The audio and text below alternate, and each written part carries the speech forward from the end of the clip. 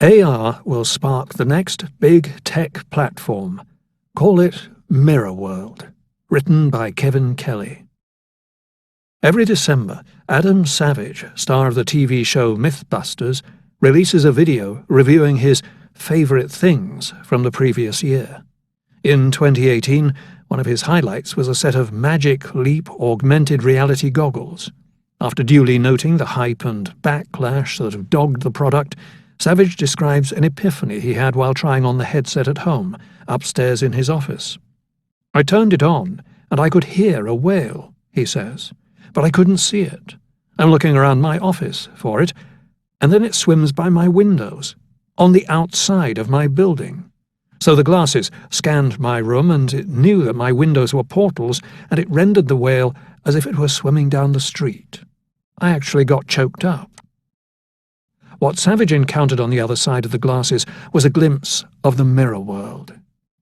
The mirror world doesn't yet fully exist, but it is coming. Someday soon, every place and thing in the real world, every street, lamppost, building and room, will have its full-size digital twin in the mirror world.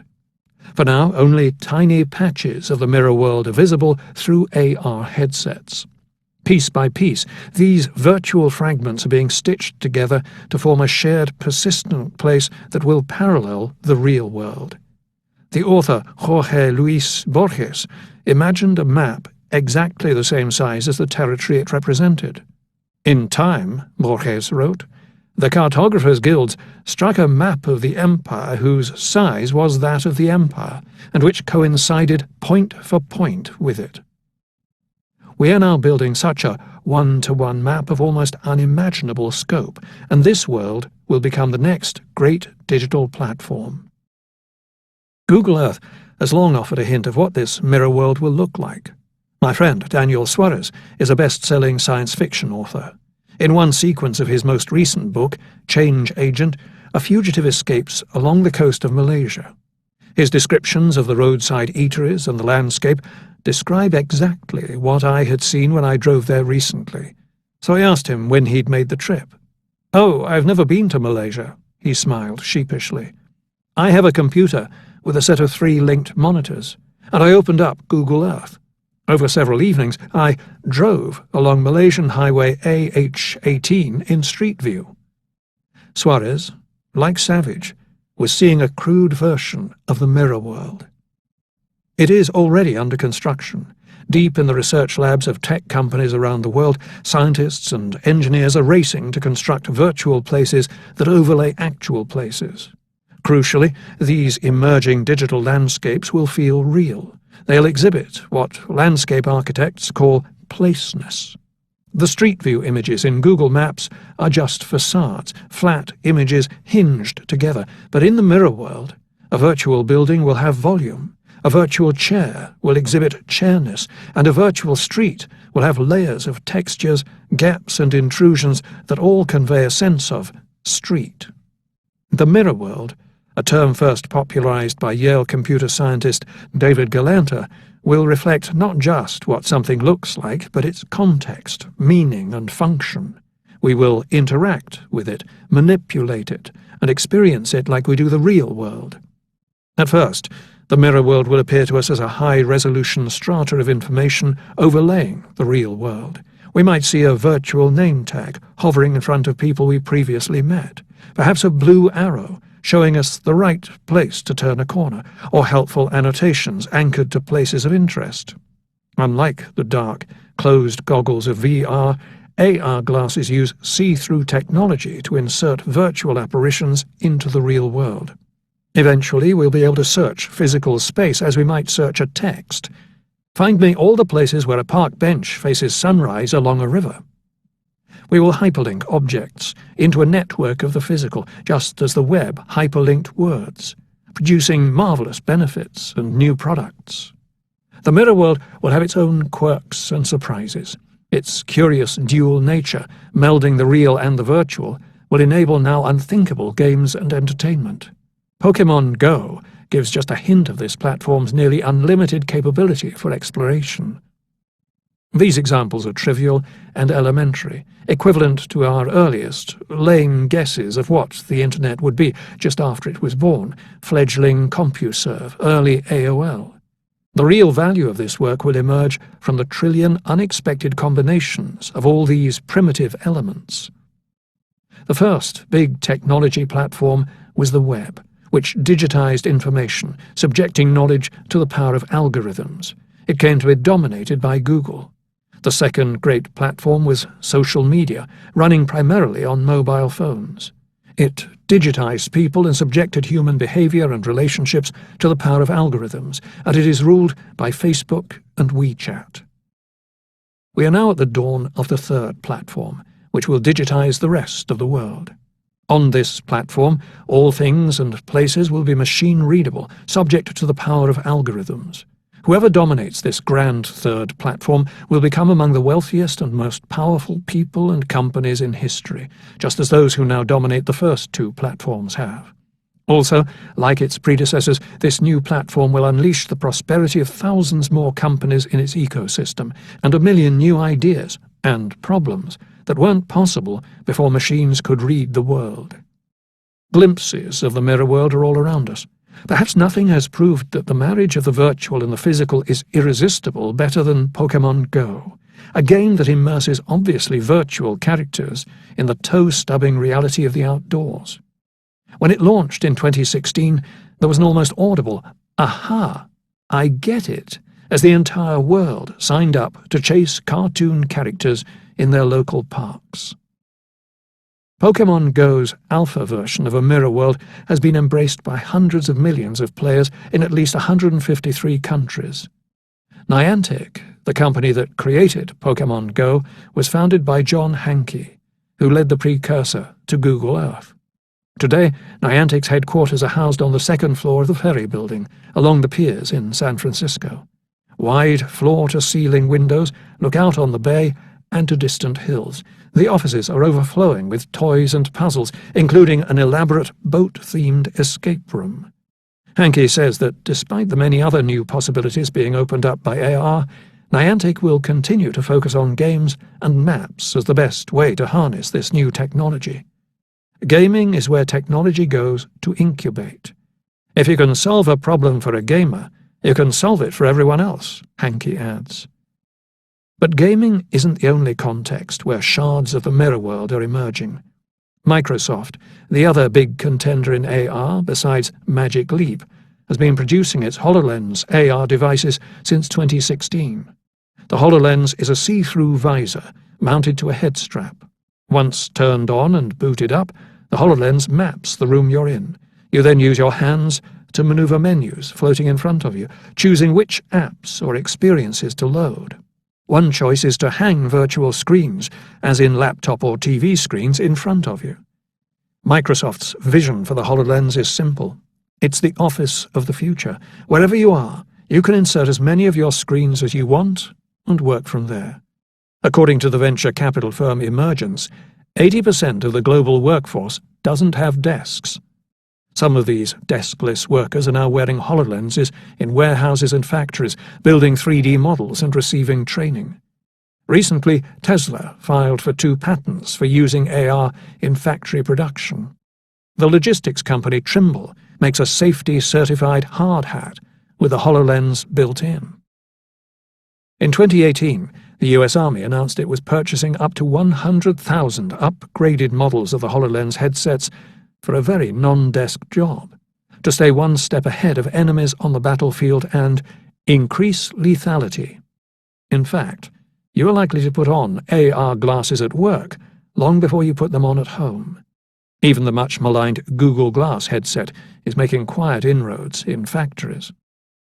In the mirror world, everything will have a paired twin. NASA engineers pioneered this concept in the 1960s. By keeping a duplicate of any machine they sent into space, they could troubleshoot a malfunctioning component while its counterpart was thousands of miles away. These twins evolved into computer simulations, digital twins. General Electric, one of the world's largest companies, manufactures hugely complex machines that can kill people if they fail: electric power generators, nuclear submarine reactors, refinery control systems, jet turbines. To design, build, and operate these vast contraptions, GE borrowed NASA's trick. It started creating a digital twin of each machine. Jet turbine serial number E174, for example, could have a corresponding E174 doppelganger. Each of its parts can be spatially represented in 3 dimensions and arranged in its corresponding virtual location. In the near future, such digital twins could essentially become dynamic digital simulations of the engine. But this full-size 3D digital twin is more than a spreadsheet. Embodied with volume, size, and texture, it acts like an avatar. In 2016, GE recast itself as a digital industrial company, which it defines as the merging of the physical and digital worlds, which is another way of saying it is building the mirror world. Digital twins have already improved the reliability of industrial processes that use GE's machines, like refining oil or manufacturing appliances. History will be a verb. Microsoft, for its part, has expanded the notion of digital twins from objects to whole systems. The company is using AI to build an immersive virtual replica of what is happening across the entire factory floor. What better way to troubleshoot a giant 6-axis robotic mill than by overlaying the machine with its same-sized virtual twin, visible with AR gear? The repair technician sees the virtual ghost shimmer over the reel. She studies the virtual overlay to see the likely faulty parts highlighted on the actual parts. An expert back at HQ can share the repair technician's views in AR and guide her hands as she works on the real parts. Eventually, everything will have a digital twin.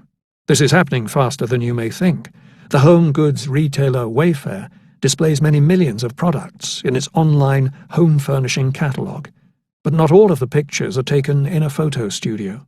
Instead, Wayfair found it was cheaper to create a 3-dimensional photorealistic computer model for each item. You have to look very closely at an image of a kitchen mixer on Wayfair's site to discern its actual virtualness.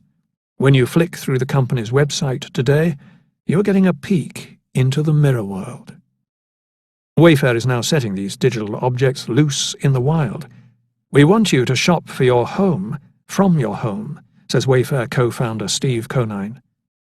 It has released an AR app that uses a phone's camera to create a digital version of the interior.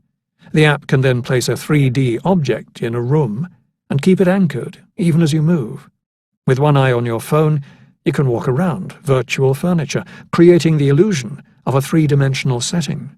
You can then place a virtual sofa in your den, try it out in different spots in the room, and swap fabric patterns. What you see is very close to what you get. When shoppers try such a service at home, they are 11 times more likely to buy, according to Sally Wang, the leader of House's similar AR app. This is what Ori Inbar, a VC investor in AR, calls moving the internet off screens into the real world. For the mirror world to come fully online, we don't just need everything to have a digital twin. We also need to build a 3D model of physical reality in which to place those twins. Consumers will largely do this themselves. When someone gazes at a scene through a device, particularly wearable glasses, tiny embedded cameras looking out will map what they see. The cameras only capture sheets of pixels, which don't mean much, but artificial intelligence, embedded in the device, in the cloud, or both, will make sense of those pixels. It will pinpoint where you are in a place at the very same time that it's assessing what is in that place. The technical term for this is SLAM, simultaneous localization and mapping, and it's happening now. For example, the startup 6D.ai built a platform for developing AR apps that can discern large objects in real time. If I use one of these apps to take a picture of a street, it recognizes each car as a separate car object, each streetlight as a tall object different from the nearby tree objects, and the storefronts as planar things behind the cars, dividing the world into a meaningful order. and that order will be continuous and connected. In the mirror world, objects will exist in relation to other things. Digital windows will exist in the context of a digital wall. Rather than connections generated by chips and bandwidth, the connections will be contextual, generated by AIs. The mirror world, then, also creates the long-heralded Internet of Things. Another app on my phone, Google Lens, can also see discrete objects. It is already smart enough to identify the breed of a dog, the design of a shirt, or the species of a plant. Soon these functions will integrate. When you look around your living room with magic glasses, the system will be taking it all in piece by piece, informing you that here is a framed etching on the wall, and there is 4-coloured wallpaper, and that this is a vase of white roses, and this is an antique Persian carpet, and over here is a nice empty spot where your new sofa could go. Then it will say, based on the colours and styles of the furniture you already have in the room, we recommend this colour and style of sofa. You'll like it. May we suggest this cool lamp as well? Augmented reality is the technology underpinning the mirror world. It is the awkward newborn that will grow into a giant. Mirror worlds immerse you without removing you from the space. You are still present, but on a different plane of reality. Think Frodo when he puts on the One Ring. Rather than cutting you off from the world, they form a new connection to it, writes Keiichi Matsuda, former creative director for Leap Motion, a company that develops hand gesture technology for AR. The full blossoming of the mirror world is waiting for cheap, always-on, wearable glasses. Speculation has been rising that one of the largest tech companies may be developing just such a product. Apple has been on an AR hiring spree and recently acquired a startup called Aconia Holographics that specializes in thin, transparent, smart glass lenses. Augmented reality is going to change everything, Apple CEO Tim Cook said during an earnings call in late 2017. I think it's profound, and I think Apple is in a really unique position to lead in this area. But you don't need to use AR glasses. You can engage using almost any kind of device. You can kind of do this today with Google's Pixel phone, but without the convincing presence that you get with 3D visors. Even now, wearables like watches or smart clothes can detect the proto-mirror world and interact with it. Everything connected to the Internet will be connected to the mirror world, and anything connected to the mirror world will see and be seen by everything else in this interconnected environment. Watches will detect chairs, chairs will detect spreadsheets, glasses will detect watches, even under a sleeve, tablets will see the inside of a turbine, turbines will see workers around them. The rise of a massive mirror world will rely in part on a fundamental shift underway right now, away from phone-centric life and toward a technology that is 2 centuries old, the camera. To recreate a map that is as big as the globe, in 3D no less, you need to photograph all places and things from every possible angle all the time, which means you need to have a planet full of cameras that are always on. We are making that distributed, all-seeing camera network by reducing cameras to pinpoint electric eyes that can be placed anywhere and everywhere. Like computer chips before them, cameras are becoming better, cheaper, and smaller every year. There may be 2 in your phone already, and a couple more in your car. There is one in my doorbell. Most of these newer artificial eyes will be right in front of our own eyes, on glasses or in contacts, so that wherever we humans look, that scene will be captured. The heavy atoms in cameras will continue to be replaced with bits of weightless software, shrinking them down to microscopic dots, scanning the environment 24 hours a day. The mirror world will be a world governed by light rays zipping around, coming into cameras, leaving displays, entering eyes, a never-ending stream of photons painting forms that we walk through, and visible ghosts that we touch. The laws of light will govern what is possible. New technologies bestow new superpowers. We gained super speed with jet planes, super healing powers with antibiotics, super hearing with the radio. The mirror world promises supervision. We'll have a type of X-ray vision able to see into objects via their virtual ghosts, exploding them into constituent parts, able to untangle their circuits visually.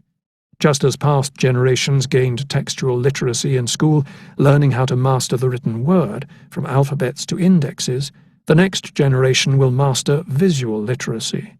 A properly educated person will be able to create a 3D image inside of a 3D landscape nearly as fast as one can type today. They will know how to search all videos ever made for the visual idea they have in their head without needing words. The complexities of colour and the rules of perspective will be commonly understood like the rules of grammar. It will be the photonic era. But here's the most important thing.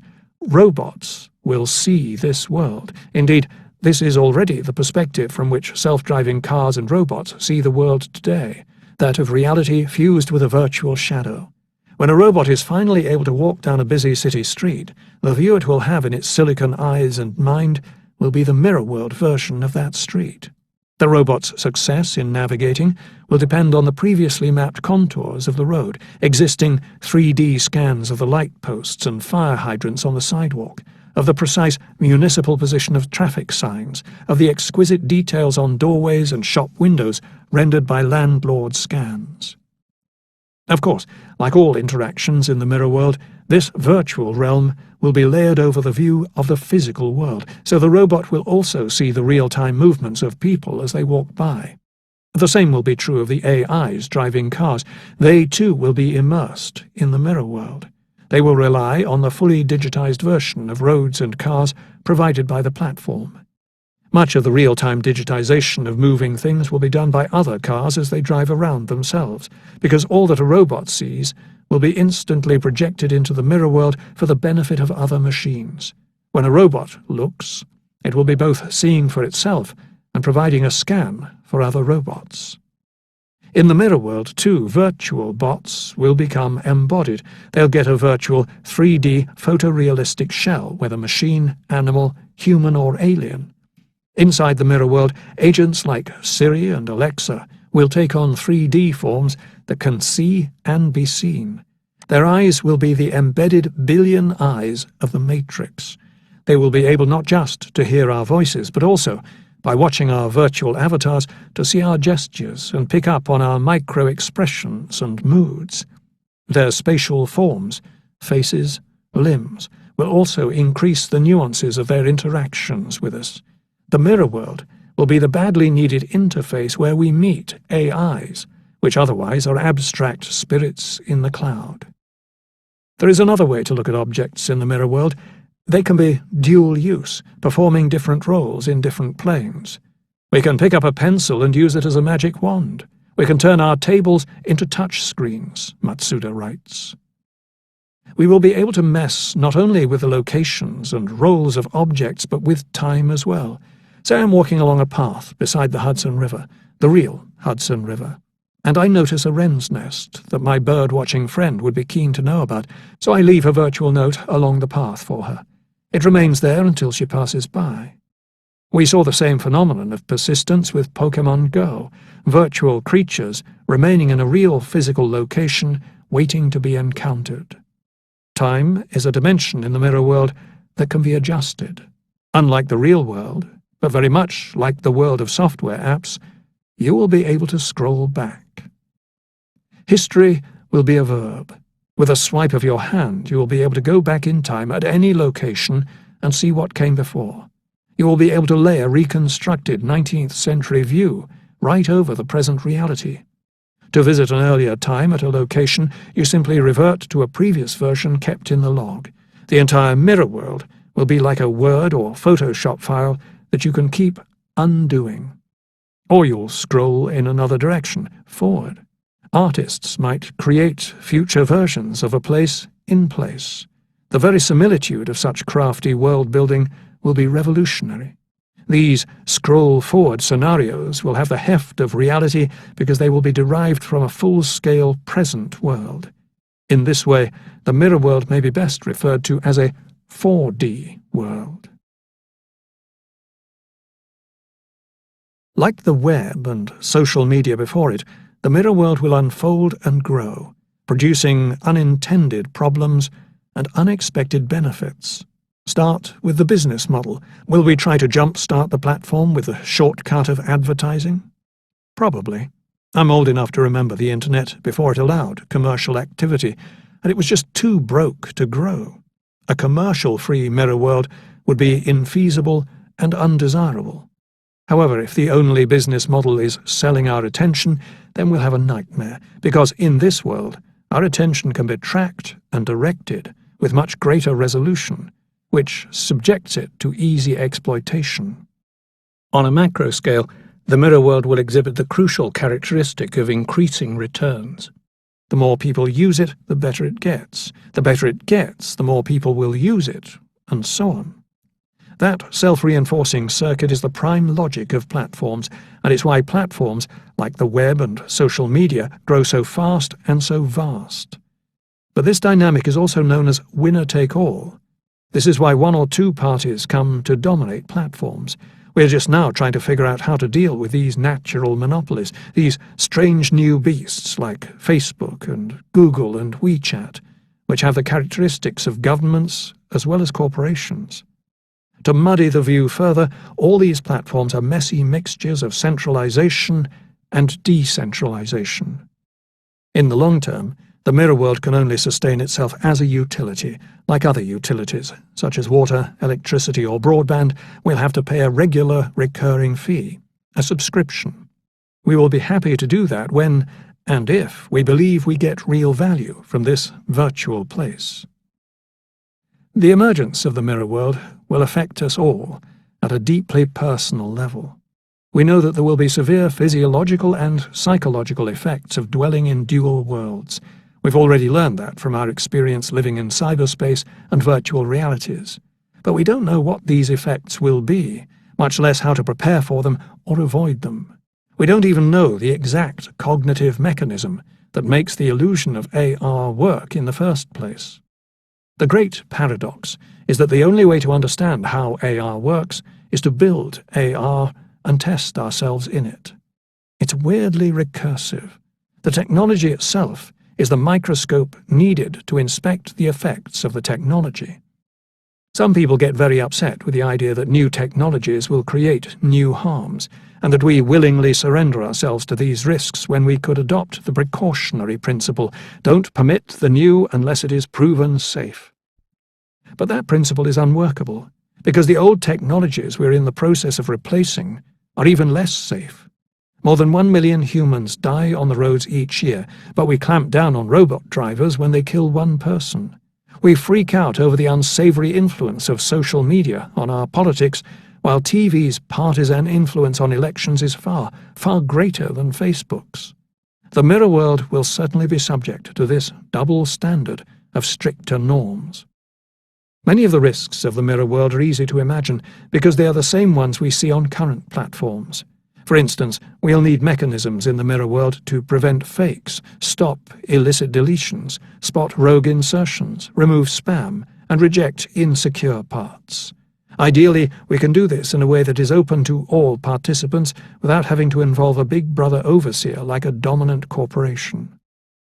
Blockchain has been looking for a job, and ensuring the integrity of an open mirror world might be what it was born to do. There are enthusiastic people working on that possibility right now.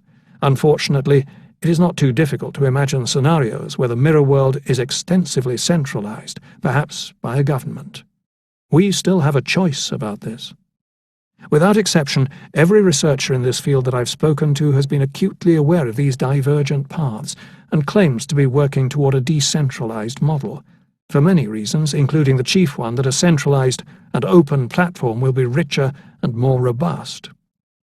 Clay Bavor, Vice President of AR and VR at Google, says, "We want an open service that gets better each time someone uses it, like the web." The mirror world will raise major privacy concerns. It will, after all, contain 1 billion eyes glancing at every point, converging into one continuous view. The mirror world will create so much data, big data from its legions of eyes and other sensors, that we can't imagine its scale right now. To make this spatial realm work, to synchronize the virtual twins of all places and all things with the real places and things while rendering it visible to millions, will require tracking people and things to a degree that can only be called a total surveillance state. We reflexively recoil at the spectre of such big data. We can imagine so many ways it might hurt us. But there are a few ways big data might benefit us, and the prime one is the mirror world. The route to civilizing big data so that we gain more than we lose is uncertain, complex, and not obvious. But we already have some experience that can inform our approach to the mirror world. Good practices include mandatory transparency and accountability for any party that touches the data, symmetry in the flow of information so that the watchers are themselves watched, and the insistence that data creators, you and me, receive clear benefits, including monetary ones, from the system. I'm optimistic that a viable path can be found to handle this ubiquitous data, because the mirror world is not the only place it will accumulate. Big data will be everywhere. My hope is that with a fresh start, the mirror world is the place we can figure this out first. From the earliest stirrings of the Internet, the digital world was seen as a disembodied cyberspace, an intangible realm separated from the physical world, and so unlike material existence that this electronic space could claim its own rules. In many respects, the virtual and the physical worlds have indeed run in parallel, never meeting. In the virtual there was a sense of infinite liberty, unleashed by disconnecting from physical form, free of friction, gravity, momentum, and all the Newtonian constraints holding us back. Who wouldn't want to escape into cyberspace to become the best, or worst, version of themselves? The mirror world bends that trajectory upon itself. Rather than continue two separate realms, this new platform melds the two so that digital bits are embedded into materials made of atoms. You interact in the virtual by interacting in the physical, moving your muscles, stubbing your toes. Information about that famous water fountain in a Roman plaza can be found at that fountain in Rome. To troubleshoot a 180-foot wind turbine, we troubleshoot its digital ghost. Pick up a towel in your bathroom, and it becomes a magical cape. We will come to depend on the fact that every object contains its corresponding bits, almost as if every atom has its ghost, and every ghost its shell. I imagine it will take at least a decade for the mirror world to develop enough to be used by millions, and several decades to mature. But we are close enough now to the birth of this great work that we can predict its character in rough detail. Eventually, this melded world will be the size of our planet. It will be humanity's greatest achievement, creating new levels of wealth, new social problems, and uncountable opportunities for billions of people. There are no experts yet to make this world. You are not late.